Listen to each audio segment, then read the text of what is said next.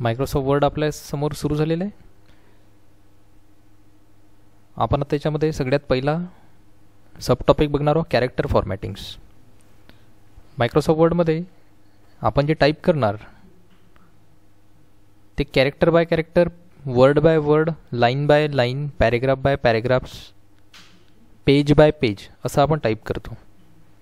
सगळ्यात लहान जे युनिट असेल मायक्रोसॉफ्ट वर्डमध्ये त्याला आपण एक सिंगल कॅरेक्टर म्हणणार. म्हणजे ए फॉर एक्झाम्पल हा एक कॅरेक्टर झाला. आता आपण कॅरेक्टर फॉर्मॅटिंगमध्ये कुठले कुठले मेनूज आपल्याकडे अवेलेबल आहेत मायक्रोसॉफ्ट वर्डमध्ये ते बघूया. फॉर एक्झाम्पल आपण इथे असं लिहिलं, कॉम्प्युटर इज ॲन इलेक्ट्रॉनिक्स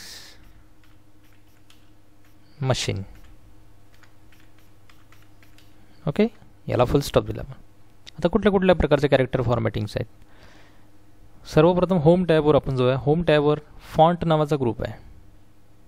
या फॉन्ट नावाच्या ग्रुपमध्ये सगळ्या प्रकारच्या कॅरेक्टर फॉर्मॅटिंग दिलेल्या आहे. सर्वात पहिला आहे font name. Okay, by default इथे कॅलिबरी बॉडी दिसत आहे.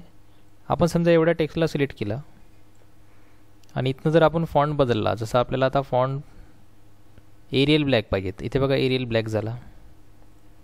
आपण इथे जर बर्लिन सॅन्स FB केला फॉन्ट चेंज झाला.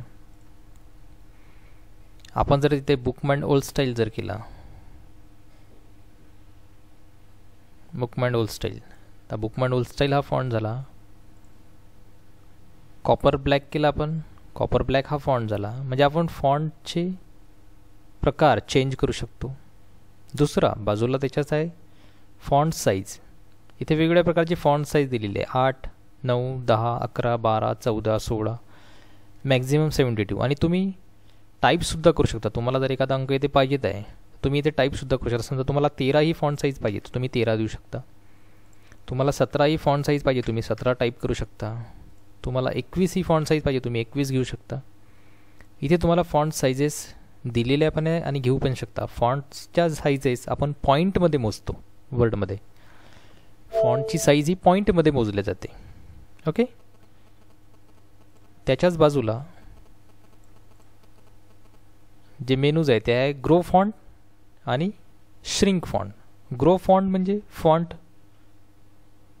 फॉन्टचा आकार, फॉन्टची साईज वाढवणे. आणि श्रिंक फॉन्ट म्हणजे फॉन्टचा आकार, फॉन्टची साईज लहान करणे.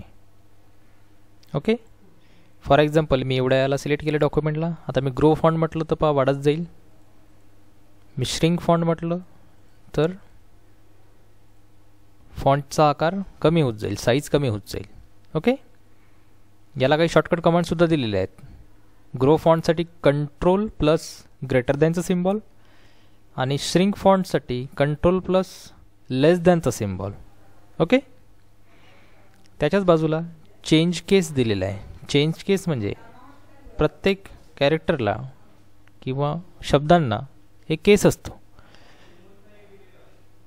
जसं सेंटेन्स केस, लोअर केस, अप्पर केस, कॅपिटलाइज इच वर्ड आणि टॉगल केस.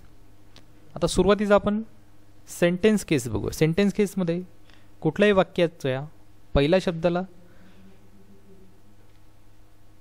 कुठल्याही वाक्याच्या पहिल्या शब्दाला जर आपण कॅपिटल जर लिहिलं आणि बाकीचे सर्व शब्द स्मॉल जर लिहिले तर त्याला आपण